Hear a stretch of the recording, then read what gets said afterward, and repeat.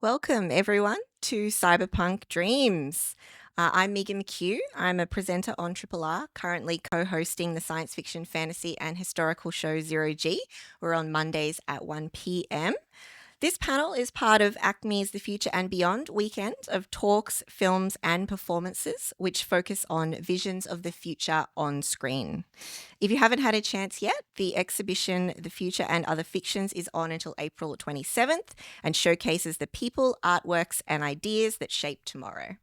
So today's panel will focus on a cyberpunk vision of the future, cyberpunk's evolution and jump from literature to screens, the recurring themes that continue to resonate today, especially as the future of AI rushes at us quickly, and why cyberpunk worlds in their many shapes and forms continue to fascinate and resonate with us.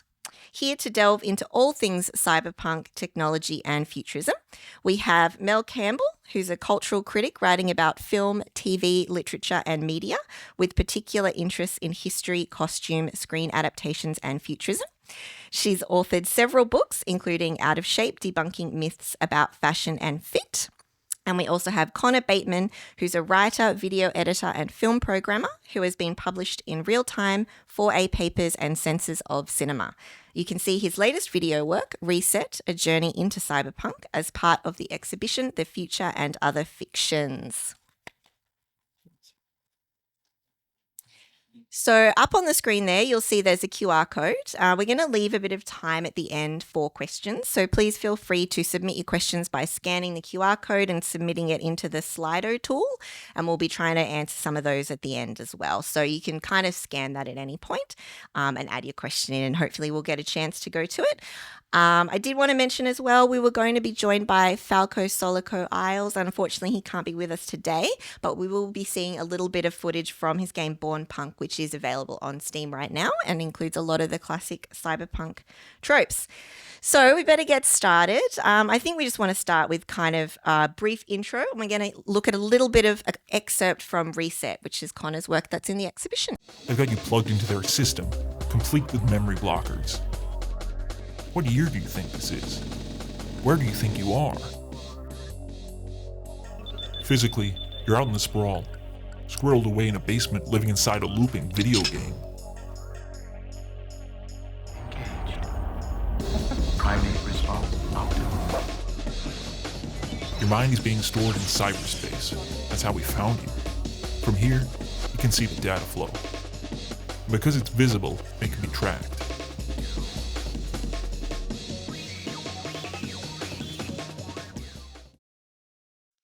So first, I think we want to start a bit high level and set the scene before we'll dig in a bit more later. So Webster's dictionary defines, no, I'm joking.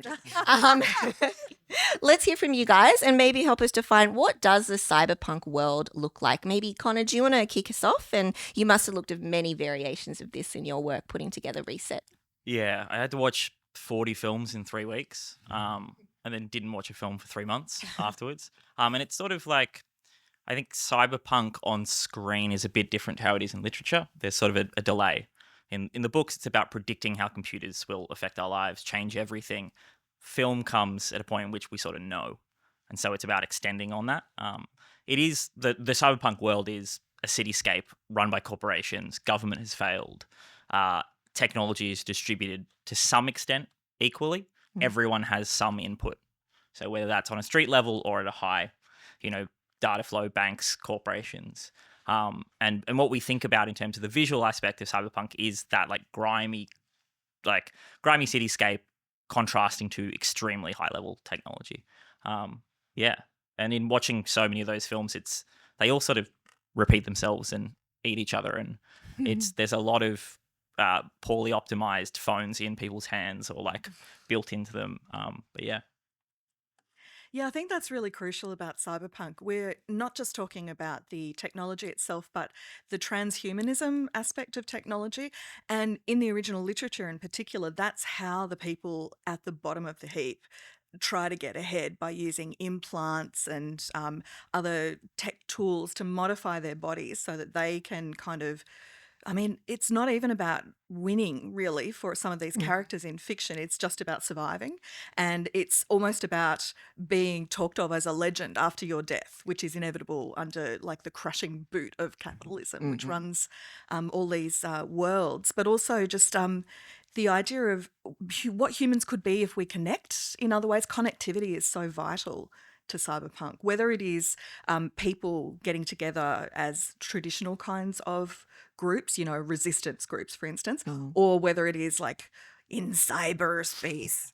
I can't help doing robot hands. I'm so sorry. You have to with the voice; they go together. I guess as well. What are some kind of key examples that people might be familiar with in terms of on-screen depictions of this kind of the things you mentioned, the technology, the cityscape, and so on? I think for on-screen cyberpunk is like it's Blade Runner and The Matrix, are sort of the two poles. Blade Runner right before Neuromancer comes out. Neuromancer partly influenced by Blade Runner, and The Matrix is very much that. It's as you were saying, like the plugged-in future cyberspace thing. Those I would say are the twin poles if we're talking about screen content. I know now we've got Cyberpunk 2077 in video games is sort of doing a mix of both, but those are the ones that jump out to me. How about you? Yeah. Hang on, sorry, what was the question?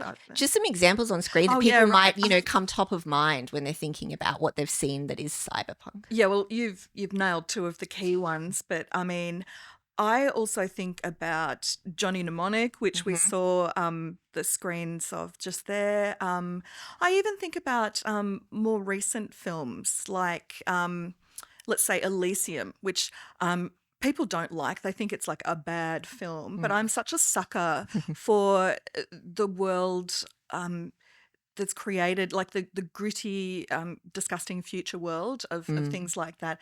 And I think we can't stop thinking about things like Ghost in the Shell as well.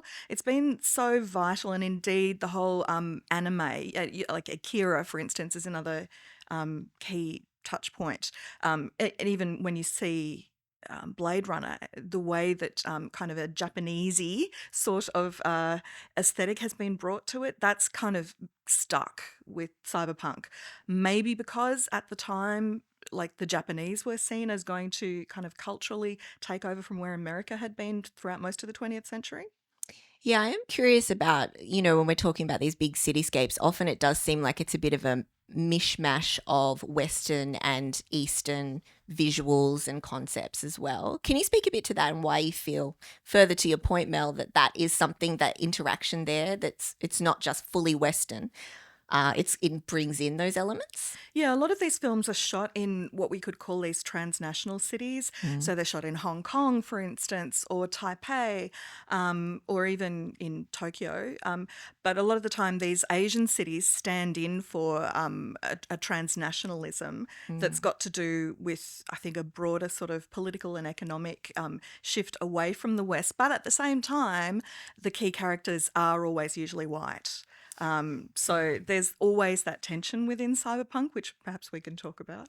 Yeah, we'll definitely dig into that. I am curious a bit more on a surface level, I guess, about the inhabitants of these worlds. So we're in these cities, there's often a conglomerate, there's oppression. Who are the people, usually the types of people that these stories follow? I think I'm just going off of like cyberpunk itself mostly derives from like William Gibson's Neuromancer trilogy, the Sprawl trilogy, and those archetypes are what Screen has just taken. So it's hackers, it's hitmen, it's the tech equivalent of like drug smugglers. It's all like it's life on the edge, right? It's people who, for the most part, are, as you said earlier, Mel, just trying to survive. These works, Screen and book, they open with a world that's already exists. There is no global seismic change that's happening. It's stories of people trying to survive within a landscape that will not alter. And that's something that I think is integral to cyberpunk and makes it so interesting. But those types, the hacker type, who's usually a loner, male, white, that's sort of the literary movement of cyberpunk became a cliche by the mid-90s in part because of that. It was always the same archetypal characters. Not just in cyberpunk. not just in cyberpunk. So those, there's always a tech person, there's always a person who doesn't engage with technology but navigates the real world on behalf of the people who are plugged in. like a pilot sort of Yeah. a figure. I call them headset people. And you see them, I think maybe that's even an older trope. You see them in spy movies already. But also there's like the badass girl. She's usually got an asymmetrical haircut. With colour, some kind of coloured streak. And she's really, really Sunglasses. good Yeah. at Is, sort of parkour and acrobatic. She's maybe Asian. Maybe. She can. She's allowed to be Maybe. Asian, and she's more likely to be some kind of mercenary or like a bodyguard figure, or she's just basically a member of like some kind of badass team. Yeah, with not much clothes usually. Yeah. Oh, and also there are often kind of like gangsters, local gangsters who have got their pitch, and they can either help or hinder our main hacker hero. And then we've often got evil corporation bosses, and you usually see them in their glamorous kind of Art Deco-esque headquarters, fuming at what's going on down the street and sending goons. Many goons. And what else have we got? There's usually like a scientist figure. And the scientists are sometimes sad figures in Cyberpunk because they understand the technology and they try and help people use it in a good and useful way, but often their work gets hijacked by the forces of capital, and so they're just forced to watch their work being taken over and used badly, and they often get slaughtered. Yeah, I think that paints it really well. I'm curious too, you mentioned, you've got evil CEO conglomerate. Usually there's some shot lit from behind, they're looking out some huge window onto some cityscape, right? How are those cityscapes and environments usually portrayed? I'm interested in like the look itself, like the aesthetics, and what, if we were to paint a typical picture of what he might be looking out upon, what does that usually look like? I think of like it is like an endless cityscape corporate sort of like, you think of the opening of Blade Runner with the factories, the refineries and all the flames. I think of Ghost in the Shell 2. There's a bit in the middle where they go to this other city and it's all smog. It's this like shining gold. You just see a few skyscrapers coming out, but everything is covered. Yeah. And I think there's a lot of like, if you're at the top, all you're seeing is like the glittering sunlight off of these high buildings. But if you're at the bottom, you never see what's at the top. You only see the grime. You never see above the smog. That's sort of, the distribution of views. Yes, but at ground level, it's always raining, and it's usually night as well. So you can see like the slick water, and there's neon lights everywhere and signs, and so those create these amazing sort of reflections and sort of the play of light. There's lots of coloured light at ground level, and there's usually sort of breakbeat music playing. At like grim clubs, and then there are little noodle bars where you can go and have your food. Perfect. Yeah, I totally agree. And I think clear umbrellas. Yeah, to all the better to see the neon lights through Exactly. when you're looking out through the rain. Absolutely. I think I'm curious then about the ideas around like genre and tone, because a lot of what we've painted, obviously, some heavy themes, and we'll maybe dissect them a bit more further down, but is there any space for lightness in any of these depictions? Have you got any examples where it's not always doom and gloom? It's fine if no. I think that's interesting too. But I think we both are pretty familiar with Johnny Mnemonic, which is a deeply silly Keanu Reeves film, adapted from a William Gibson short story. It has, near the end, a heroin-addicted dolphin, important to the plot, important in many ways. I think a lot of these films or screen works don't function unless they're partly funny. There's even if that is gallows humor, like we know that these characters are in a situation that is, they can transform it on the immediate, but not on a grand scale. And so there is about, like, there's got to be some humor in that and accepting that. I mean, even like The Matrix is funny. Like Blade Runner is funny at points. There's it can't all be this consistent. You've got to find, I don't know, meaning in suffering, basically. Yeah, and I think perhaps more recent cyberpunk works might have lost a bit of that sense of humour, like particularly if you compare the original Total Recall to the remake of Total Recall. I found the original very funny in many places, and not just because of the Arnie, one-liners, but also I think it understands the humour of the kind of goons and like Johnny Cab, the ridiculous frustration of being at the mercy of technology, I think is quite interesting in that film too. But the more these films get remade, I think they become dour and dour, as it seems as though often like dark and gritty is the only toolkit that some of these people have to work with, and they feel as though we have to go even darker, even grittier. But that's not just something that's unique to cyberpunk. We can see it happening all the time in a lot of screen stuff. I was going to say, I'm curious, do you think that's a function of what cinema these days sees as good quality? Yeah, I mean, also, look, there's another conversation that we could have about the way that a lot of the screen properties that get made into films were originally for children. They were from comic books, etc. And now they're fans who have grown up with them. They want to feel like it's acceptable to like the same stuff they did when they were a kid. And so perhaps the dark grittiness is one way of making it seem more grown up. Yeah, I can't wait for the dark and gritty Pokemon movie. Wasn't that Detective Pikachu? As soon as I said it, I was like, well, they've done it. What am I talking about? I think that what you say about like the childhood thing, the cartoons, I think there's also an element of novelty that's missing from these remakes. So you think of the first run of these cyberpunk or sci-fi computer adjacent films, it's novel. These things haven't been seen before. And so to illustrate the high level computer, there's an element of humor or there's something light or engaging in that way because you've got to bring the audience with you. For the remakes, they assume none of this is new. Everyone knows this is just an iPhone that can do an extra thing. And so none of that lightness is there. It is just like, this is the world. This is what's happening. Go. Also, I think it's quite interesting that in the 80s and 90s, we had to kind of explain to audiences how the tech worked because it didn't exist in real life yet. So whether it's like even the basic idea of the internet needs to be explained with these metaphors of kind of circuit boards like in Tron, etc. But yeah, like you just say, Conor, now it's like, it's an iPhone. I was just wondering as we were speaking before, I wonder if the movie Her is cyberpunk. Is that cyberpunk?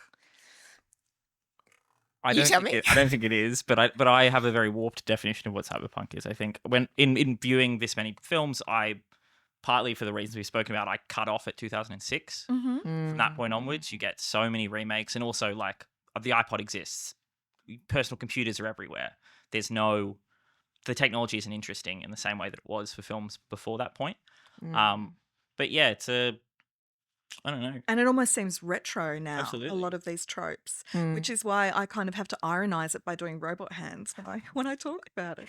Do you feel like Her doesn't seem cyberpunk because it's missing some of the aesthetics that we consider, or is the idea what's important? I think it's missing the like being networked yourself.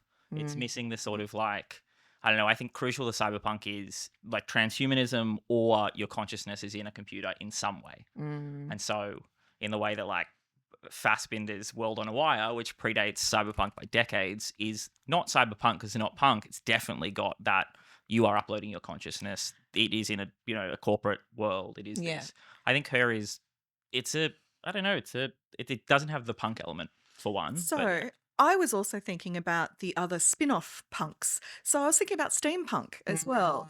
It's not set in a future, but a lot of elements are kind of common between steampunk and cyberpunk, and we can talk about the political commonalities as well. But I was thinking about steampunk specifically when I was thinking about the film Pacific Rim, which is one of my favorites.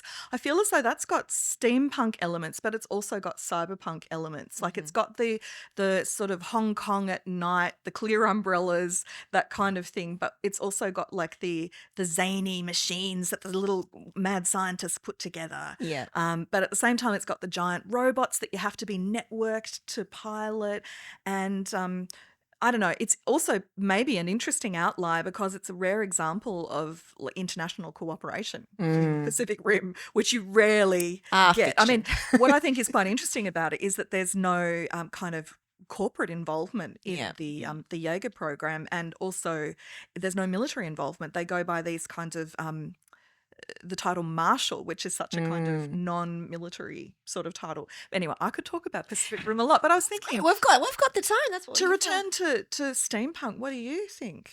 Can we think about it as a variety of cyberpunk, or is it something its own thing? I think it's its own thing, but I also think cyberpunk is this not to undermine the entire premise of the panel, it's a very like nebulous term. Yeah. William Gibson says that really he doesn't really like the phrase. He saw it as pigeonholing this group of writers, but he says something interesting, which is cyberpunk is essentially the word cowboy and cowboy boots.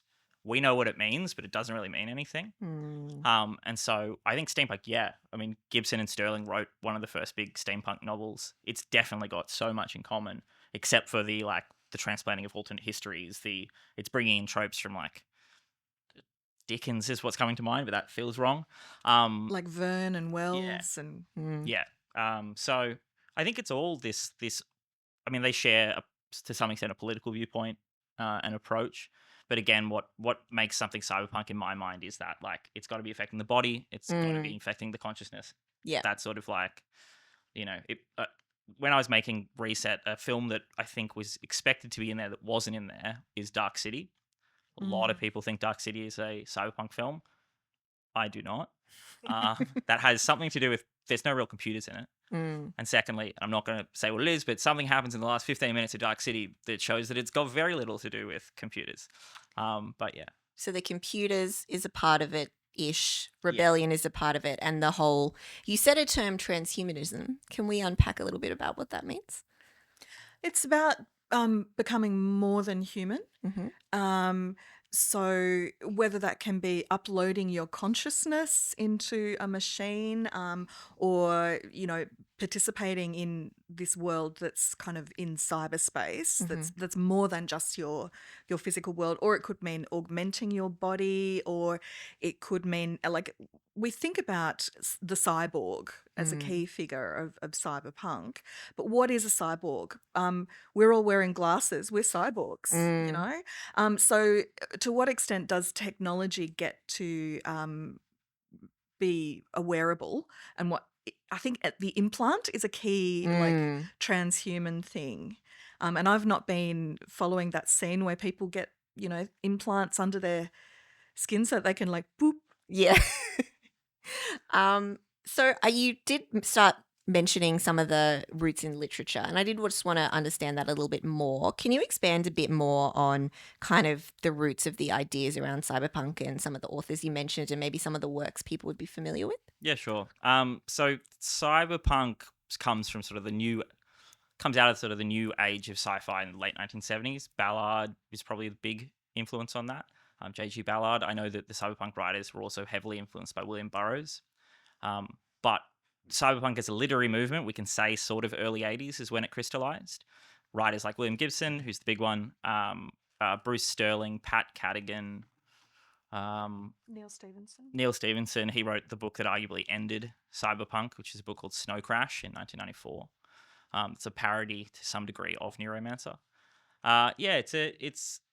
It was this. I mean, we might get to it later. It's this strange thing where like the literary movement of cyberpunk sort of existed for a decade, maybe a touch more, and then the film movement, if we consider that, sort of picked up steam again a decade after. There's this weird functional delay. Yeah, I am curious about how it jumped from literature to screens, both film, TV, and gaming. I think it's like, we associate weird high-tech futures with 90s cinema. Not really the case for literature. That's like the mid-80s is when that's happening. And so there's, what throws me is that the books are, at least Gibson's, are quite political. It's about Reaganism gone global. It's about corporations, not governments, America collapsing inwards.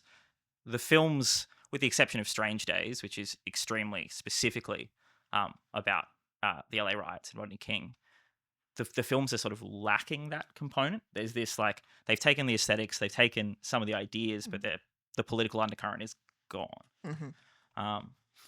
Strange Days is such a fantastic example. I'm annoyed I didn't mention it before. It's really also, it's hard to get your hands on it through the regular streaming services. So if you've got like physical media, you could watch it. But like you said, Strange Days is such an LA moment.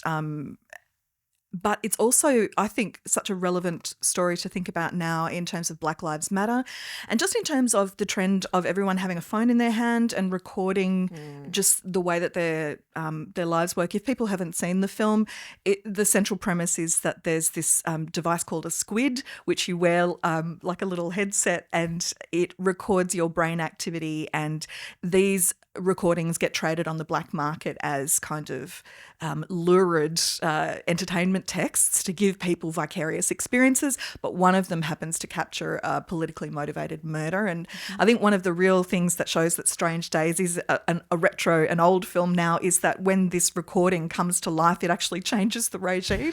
It makes a difference. That wouldn't happen these days. Like, we've had so many smoking guns, and yet it's amazing how the status quo just rolls on. I do want to touch a little bit on gaming, and we're actually going to see a little bit of the trailer for Born Punk. It's a cyberpunk thriller indie game about a former combat hacker, a corporate CEO, and a malfunctioning android, so everyone's present and accounted for, who gets possessed by mysterious otherworldly entities and must band together to save themselves and uncover the entity's origins. So let's take a look at this. It's got some of our great tropes in here too. Hey there, weirdlings. Let's talk business. We need to talk to your leader, but I'm not allowed to fry your brains to go through here, so we'll be doing your trials. The trials.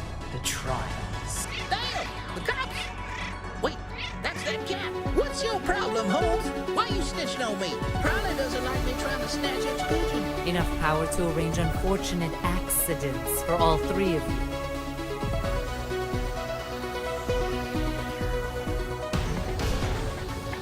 I'll fight for our rights, and then you'll come begging me, oh, let me join the glorious union, please, sir.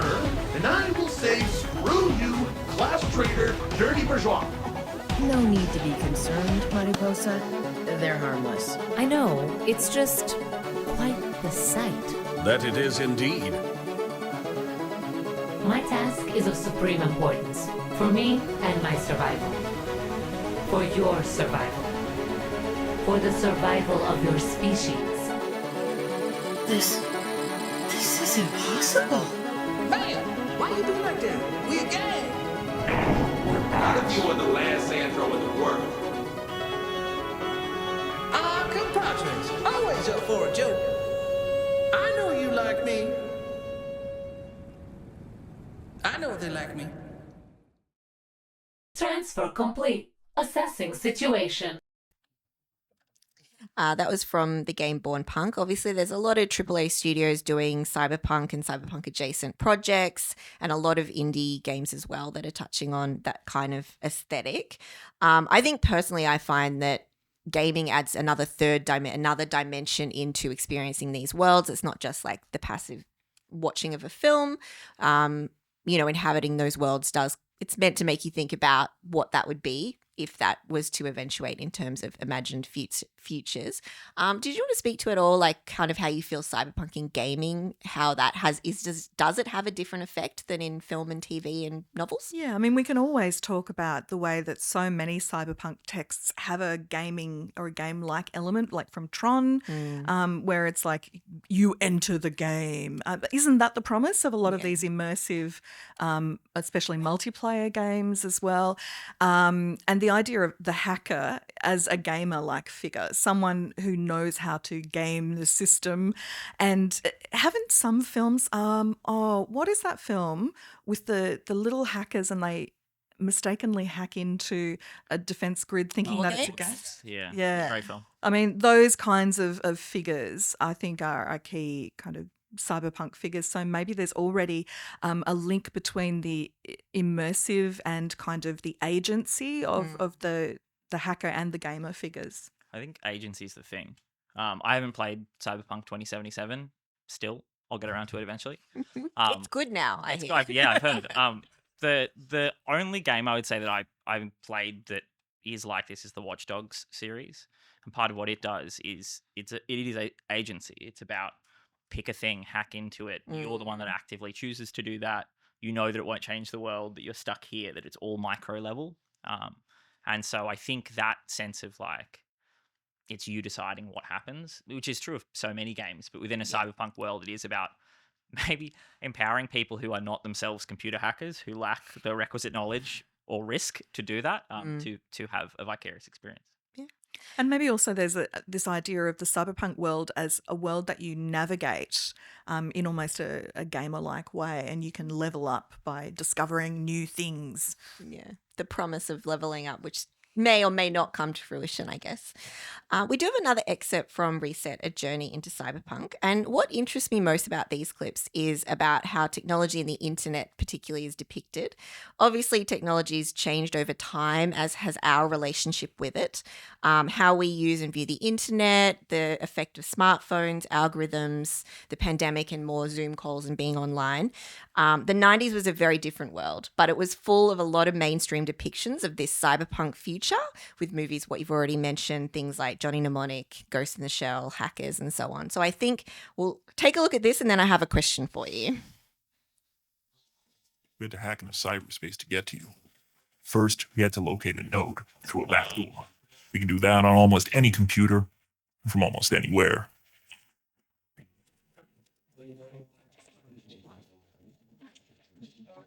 The next step is the tricky part. We have to jack in. Some hackers have ports in their bodies, but I don't go for that stuff. Give me a rig any day. I want to get online. I need a computer. Classic performance.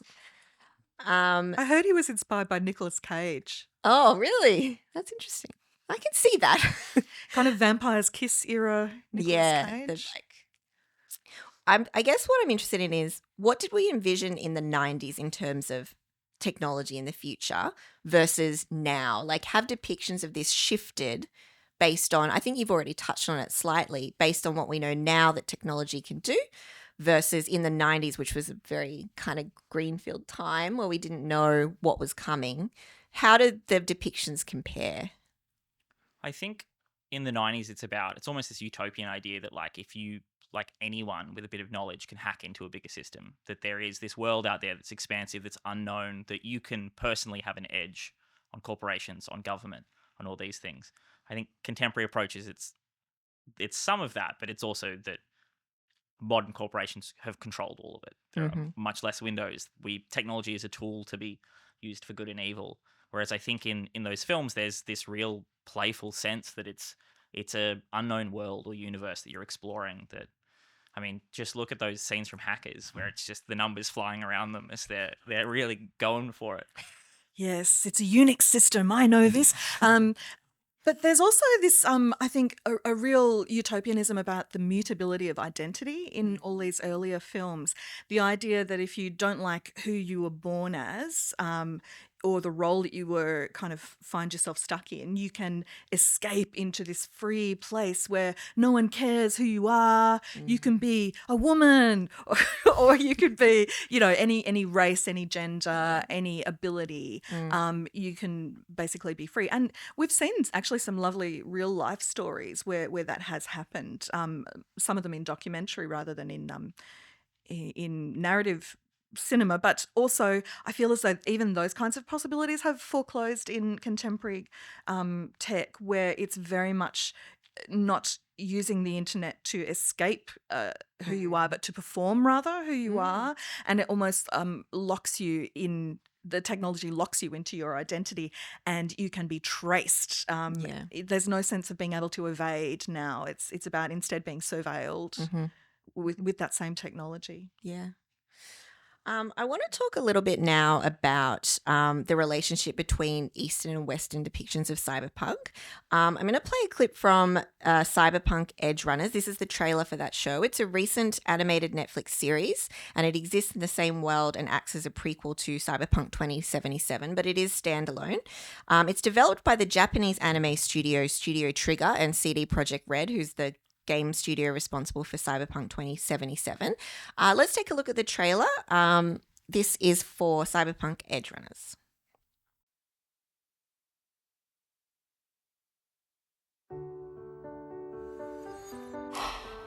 うち父親もお金もなくてさ。それが分かってなんですぐに辞めなかったの？それが母さんの望みっていうか、夢ってやつ。それって他人の夢じゃん。いいもの見せてあげる。3、2、1、行くよ。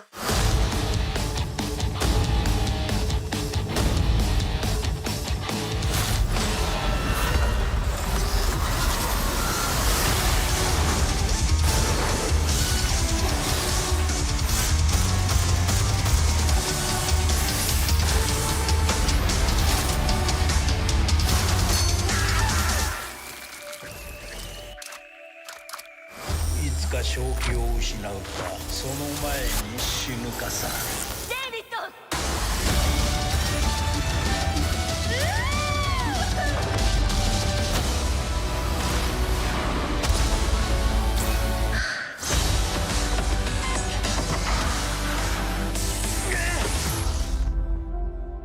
この世界で名を残す方法はどう生きるかじゃない。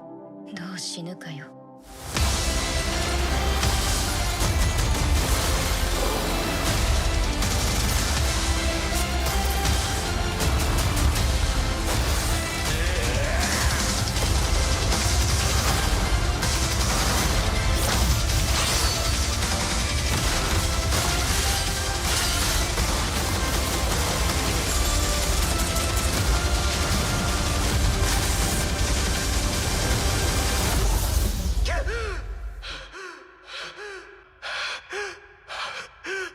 最高だったの。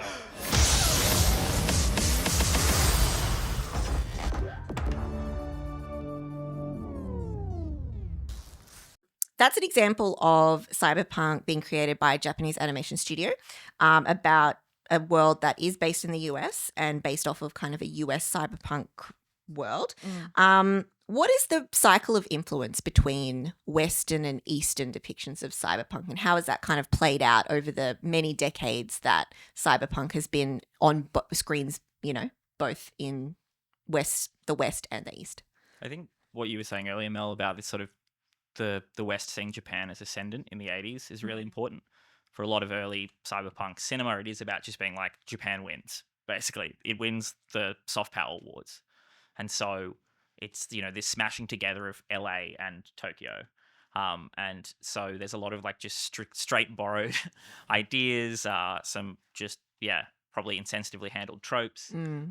What I find really interesting is when it's in reverse. So I think the most best bang for your buck approach to watching cyberpunk movies is the stuff that Mamoru Oshii did, which is Ghost in the Shell, Ghost in the Shell 2, and the film I want to talk about, which is called Avalon. From 2001, entire Japanese crew, shot in Poland, in Polish, about essentially COD as real life, oddly. And it's incredible, but it's completely devoid of these sort of tropes you'd expect. It doesn't, there's no cityscapes in it, really.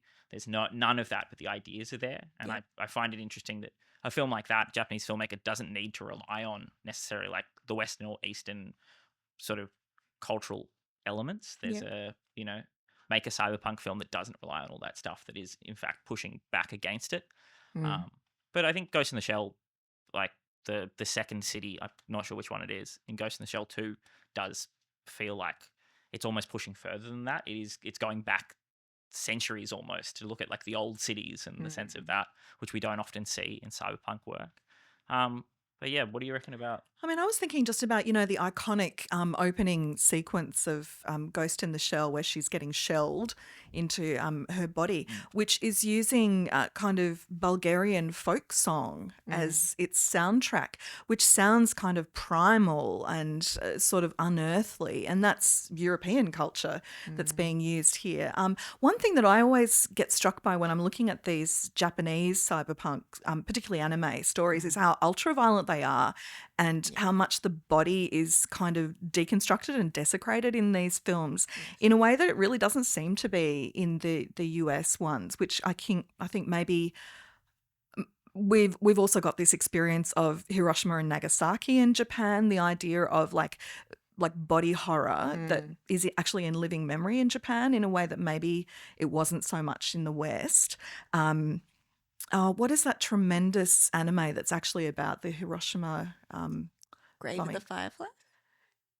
Yeah, I think that might be it, but I feel like there's another one as well. But anyway, but so when I first watched Akira, I was shocked at like the way that they rip bodies apart, and same with Ghost in the Shell, and the way that you can transfer your selfhood to a different body.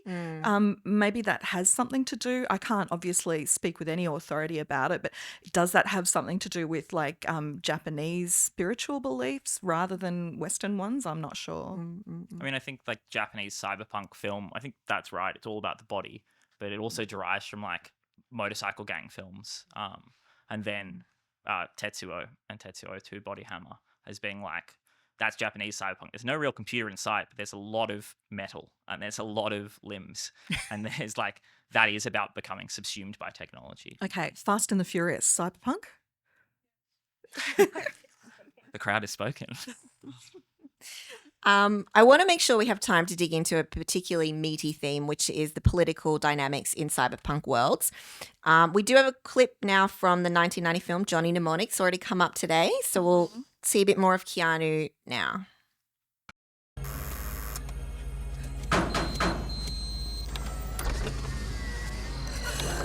If you're not expected, then you're not invited. So fuck off, okay? It's Jade. She says you know her. Get down here, man. She's sick.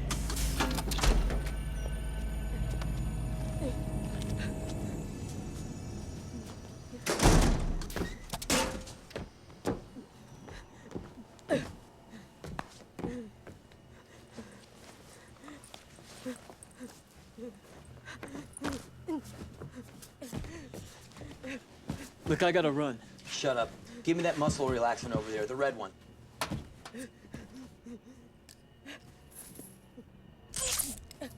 It's NAS, right? Yeah, the black shake. Like half the people on the planet. Let me tell you something so you get this straight. It's not my work that got her this way. My work is clean. Besides, you don't get this shit from amp jobs. That's just a myth. So what does cause it? What causes it? The world causes it. This causes it. This causes it. This causes it. Information overload. All the electronics around you poisoning the airwaves. Technological fucking civilization. But we still have all this shit because we can't live without it. Let me do my work.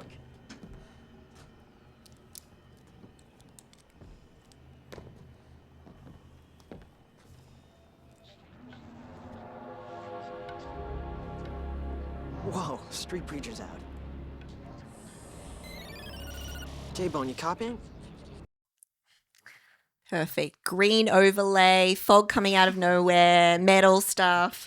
Mel, you picked this clip. I did. Can you expand a bit on why you chose it and how it explores ideas on commodification of individuals and capitalism? Yeah, so Henry Rollins, that storied actor, is like he's that classic character of the, you know, the scientist, kind of the rebel scientist. But I liked his little speech about how in the film Johnny Mnemonic, basically there's this epidemic, a pandemic, if you will, that has been sweeping the world, and the pharmaceutical companies holding on to what would have been the cure for it because they can. Does this sound familiar to you at all? But I liked what he's saying is that the technological world is the disease as well. It's not just like a disease that comes from nowhere. It's a disease that comes from the structures and that we're living under and the way that power operates on us, but the way that we kind of are trying to escape it through the way that we use technology. And I think that that's it's not futuristic. It's very much of the here and now. And while I think Cyberpunk was sort of reacting in a lot of ways to, like Conor was saying, the ascendancy of Japan and the concomitant sort of, I guess, the rustification of the US as like all the traditional industry that had fueled the 20th century boom kind of started to shut down, and people are thinking like, who are we? Are we just cogs in a machine? And this kind of fear of being part of a machine and trying to escape it, to assert your personhood and to assert your humanity in the face of structures that want to dehumanize you, I think is crucial. So we can see transhumanism as a kind of like insistence on humanity.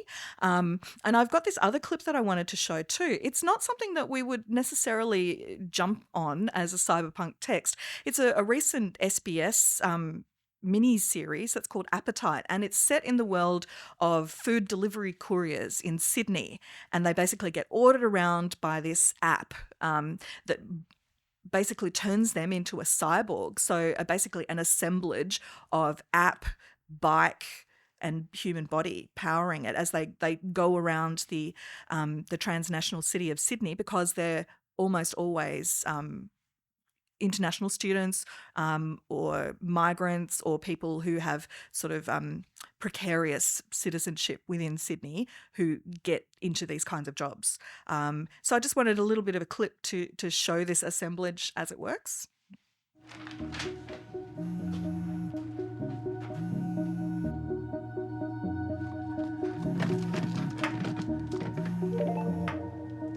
Welcome, Raj. Tap to accept order. Tap to accept order. Delivery accepted.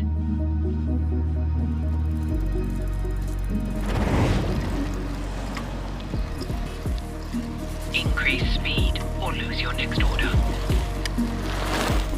You have 8 minutes to pick up several queued orders. Turn left.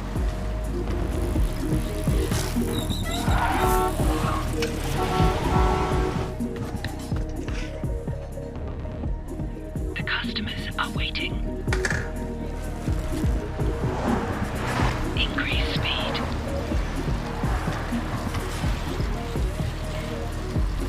You are 1 minute late for your delivery.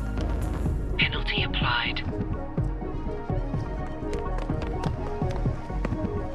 You have covered 20 kilometers of road. You have made 11 deliveries and you have earned a total of $15. Contact your team leader for payment.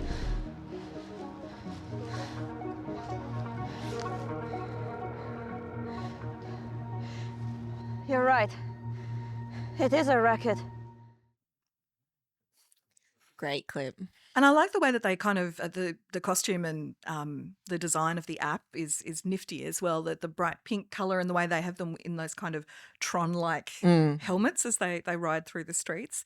But it strikes me as like it's not a futurist thing. This is happening, and in fact, it was inspired by the real deaths of several bike couriers for food apps, which tells us that the future that maybe the 80s and 90s cyberpunk fretted about is here. I mean, and maybe it had always been here, but we're thinking about it and using these tropes to think through how do we respond to it?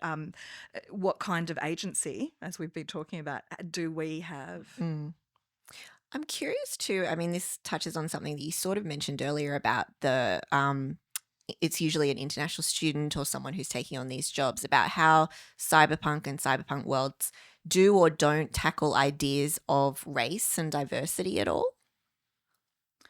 Yeah. Oh, this is it's a tough thing. So I think the body that is othered is often a racialized or a gendered body in cyberpunk, whereas it is the kind of male white body that gets to kind of be the most sort of altered. And maybe it is, I don't know why these texts do that. Connor, do you want to weigh in? I mean, I think it's partly is like when we think of cyberpunk cinema, we're thinking of Hollywood cinema. And so there is this prioritization of the white male perspective. But also, to some extent, NEUROMANCER, the books are very guilty of this as well. It is about the scrappy American loner man he's the one person who can save the world sort of approach, which is sort of that is Western art in many ways. Yeah, and I think that there's been this real discomfort with thinking about how transhumanism can transcend those, I guess, deeply embodied ideas of race and gender too. So think about how in The Matrix, the way that they play with trans identity, when there's the character who is she's caught out in the Matrix as the gender that she doesn't want to be, and she's like, not like this. She doesn't want to die in the wrong body. And then there is the discomfort that we've had with the Ghost in the Shell remake and the Scarlett Johansson casting for that. And also there was a lot of debate over Altered Carbon, the TV series, which, I mean, this came from the original sci-fi book that it's based on, the idea that people have essentially like downloaded brain implants that they, or was it like a chip or something that you just basically put in a new body and you can look completely different. But are you on the inside the same kind of person? To what extent does the body that you're in determine how you act in the world? And I thought it was very interesting the way that series used different actors to try and play with those tropes. We're sadly coming up to our Q&A time shortly. Feel free to scan the QR code if you want to add in any questions that we'll get to. I do just want to ask one final question. Often cyberpunk stories do act as a bit of cautionary tale about technology in these worlds. As you mentioned, perhaps a future that's already here. But there's also a bit of a call to action. What do you think some of the key lessons are that we can take from cyberpunk? For me, a lot of the ways that people tend to respond to cyberpunk is to abandon the neoliberalism that characterizes the genre, to try and avoid being like the lonely courier figure or the lonely hacker figure sitting by yourself in a room, and to group together in these resistance movements. So just at the end of the Johnny Mnemonic clip, we saw some of the figures from the underground, and the way that there can be a utopian promise of the technology as well, to connect people in opposition to the capitalist sort of pressures that are put on them, and the way that we can also just have these horizontal connections. We can use the metaphor of connectivity of cyberspace, but we can actually bring it into community and find ways that we can, get to know our neighbours or, other people that we see walking down the street. They're not disconnected from us. We are still part of the world. I think that's it. It's about essentially solidarity across class, across everything. Always be against corporations is one of the lessons. I mean, what's coming to mind is Hackers, weirdly, which has this brilliant thing near the end where there's a call out to all the international hackers, and there's this montage of people around the world logging onto a computer, as if to say the only way to break through corporate control is complete solidarity across countries, across race, across everything. I think that's is realizing that in the real world, the non-computerized world, that's the only path forward. Nice. Do we have some questions for Q&A? We sure do. We've got a really engaged audience. So I want to say thank you so much for all your questions. We won't get a chance to get to all of them, but I am going to choose based on the sort of popularity of votes in here. So we go for our audience favourites. First up, does recent Cyberpunk have too much cyber and not enough punk? Lots of tech, but not too much politics. Oh, yeah. Great. Yeah, I think it goes back to also what we were saying about novelty. The tech itself in contemporary cyberpunk is a variant on what we know. And so, I think also too, there's a flattening in terms of politics. It's especially in contemporary corporate center, it's safer to avoid, some idea of datedness by engaging with the now. And maybe also punk itself has become incorporated and aestheticized, and its politics have sort of been It's like a photocopy lost. of a photocopy of a photocopy, and yeah. Great. What are your opinions on transhumanism and implants, often removing part of one's soul or humanity in cyberpunk media, such as cyberpsychosis or in Shadowrun? Yeah, I think there's a Ghost in the Shell is in part about the idea of, yes, you can change your body to do all these great things, but if you want to leave the path you're on, you lose your body. So she works for the police, but all the implants she has are owned by the police. There's this to what extent are the things you put into yourself a way to increase agency or to increase dependence. And the tragedy is that this happens in real life. I Mm. mean, we've seen scenes where someone who's got like a really cutting edge prosthetic, for instance, has someone come and repossess the leg when they can't, I don't know, make their payments on it. It's deeply dystopian that way. Yeah. Do you think the genre is currently being hijacked by the wrong crowd, like corporate shills and oligarchical CEOs who only see the cool tech and neon lights? I mean, I think part of what Gibson was frustrated about in terms of Cyberpunk as an aesthetic rather than a thing is it completely in line with that. Mm. It is like, yeah, it means something different now and it's used in a different way now. And that's sort of linked with the question earlier about politics as well, the flattening of it. Mm. Yeah. Yes, what was I going to say? I mean, anything that kind of is popular is always a target to be co-opted and incorporated. So, but I can't really speak to the kind of game side of things. I think as well sometimes it's easy to just tap into, a popular aesthetic, do what you can, tick a few boxes, fog, neon lights, rain, and then miss the whole point of what the cyberpunk, vibe was. And just lost my words for a minute there, what the kind of ethos was of it. And I think perhaps that's maybe what the question's alluding to, is that it's now much more shallow depictions. And maybe because, it's different to in the 90s where we had to be creative and really focus on the people. We shouldn't aim for a cyberpunk future, but are there elements of the genre that we should aim for? Tech, togetherness, etc. Togetherness for sure. Mm. I think that there's exciting things that can happen when we come together outside of institutions, and I think that's kind of exciting about cyberpunk in a way that it is like it's a bricolage culture. Like if you're not familiar with the term, it's the idea of using what's around you to kind of make up for what isn't provided to you, and it's about people saying we need this, but we aren't getting it, so let's just make it for ourselves. That's exciting, and we can still do that. Mm. Yeah, I think we should bring back the Hackers soundtrack because it's really good. It so is. Where is the line drawn between cyberpunk and sci-fi? I mean, yeah, it's messy. I think again, it's like for me, it's like it's got to be networked. It's got to have some element of transhumanism. It's got to be about the interplay between like real struggle and the virtual. I think that to some degree, I think the punkness of cyberpunk is overstated. I think that's like a convenient label. But I don't think the work's necessary. I mean, it's punk in terms of it's always railing against corporate control or governments or oppression. But yeah, I think that's probably overplayed. What do you think?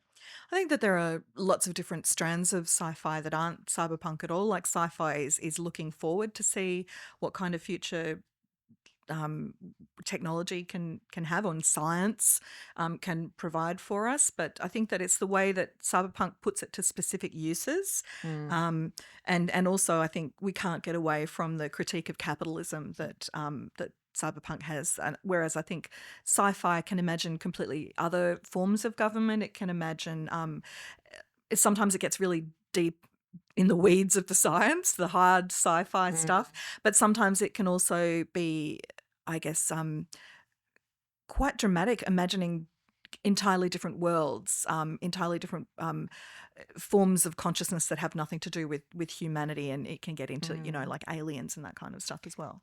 Is there any examples of cyberpunk? Sorry, I know we have questions like that. Being in space, like, is that a thing? Because usually we do find it's on like an Earth city. Yes. Alien? Well, would we? Yeah, that's what I'm curious about. Alien is sort of missing the cyber, but I mean, yeah, Neuromancer, the back third of the book is set at an orbital space station. There's several Gibson stories about that, but it is, even that is like the idea that space itself is already colonized and is already, part of space is owned by a corporation. Sure, so it's like cyberpunk, but a bit. Exactly. It's that sense of it's never limitless exploration. It's like locked and owned. Yeah. Everyone should play Citizen Sleeper 2, by the way. It's a really great Cyberpunk game, just came out. Reminded me of that. Sorry, back to the question. I think we've got time for probably one, maybe two more. So the cyberpunk future of the 80s is here. Do you think the cyberpunk future of the 21st century is much darker and sinister due to our reliance on tech and apathy? Ooh. I do think we're more apathetic than we thought we would be in the 90s. Absolutely. Yeah. It's so hard to know what the future's going to be. But of course, being on TikTok gives me a great glimpse of how my own lived experience is now like ancient and retro.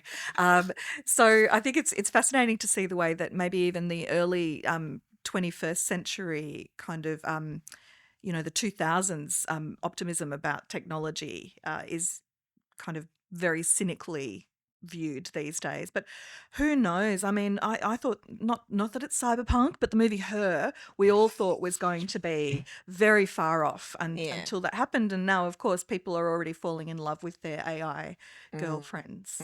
Well, we've all done that thing where like, oh, how many Black Mirror episodes are now reality kind of, and the number keeps growing and growing. I think that's all we've got time for today. All good. Thank you so much to ACME and to our panelists, Mel and Conor. The Future and Other Fictions, the exhibition is on until April 27th, and inside there you can see Conor's work Reset, A Journey into Cyberpunk. At 3:30 today as well, Tim Scheer will be presenting a talk on Björk the Clips, so if you're interested in that, grab a ticket for that. And thank you everyone for coming along today. That's it.